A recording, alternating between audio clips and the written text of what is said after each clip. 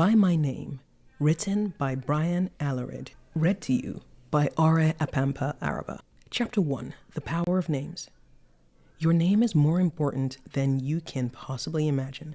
It's a core part of our identity, and many feel frustrated when someone just benignly mispronounces it, as if it was an intentional slight. This is because it is a part of who we are, much like our culture and heritage. Amethyst, Tagny. What's in a name? Centuries ago, William Shakespeare posed this timeless question. There is more to names than we probably ever realized. Let me explain what I mean. Play along with me for a moment. Bond, James Bond. Sherlock Holmes, Mary Poppins, Black Panther. Romeo and Juliet, Bilbo, Frodo, Samwise, and Gandalf. Wonder Woman, Huckleberry Finn, Neo and Morpheus, Nancy Drew, Don Quixote, Luke Skywalker and Princess Leia, Katniss Everdeen, Homer Simpson. Those are some of the most iconic fictional characters in history. My favorite was Luke Skywalker because he was loyal, a fighter for justice, and a pillar of integrity. And, come on, he had a lightsaber.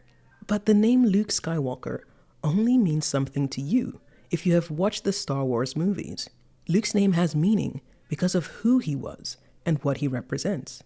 If fictional names can evoke this much emotion, what about the names of the people we love? A friend asked me the other day how my kids were doing. My first response was, "They're doing great." With that answer, I could feel my general affection for them. But as I began describing how they were doing individually, a flood of emotion and memories filled my heart and mind. When I say the name of my firstborn, Chloe, I think of the hundreds of hours we spent watching our favorite shows, like 24, Fringe, Blind Spot, and Quantico. We pause the show and dissect what just happened or predict what will happen next. Memories of teaching Chloe to lead worship when she was 5, late night Sonic dates, and sneaking grape cranberry drinks and crackers into our hospital room warm my heart. The name of my son, Colin, carries deep emotion with it.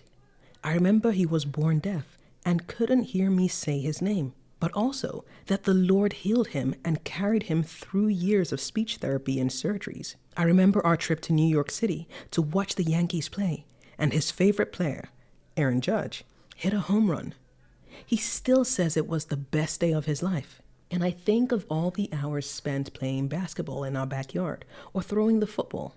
The name of my third child, Lauren, bursts with energy, joy, and laughter in my mind.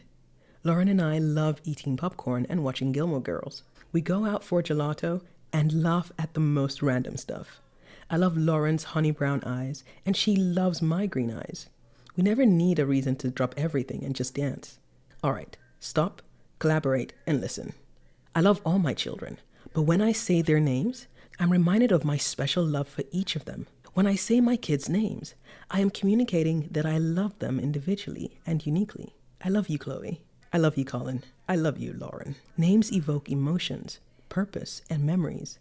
They are more than practical ways to differentiate people from others.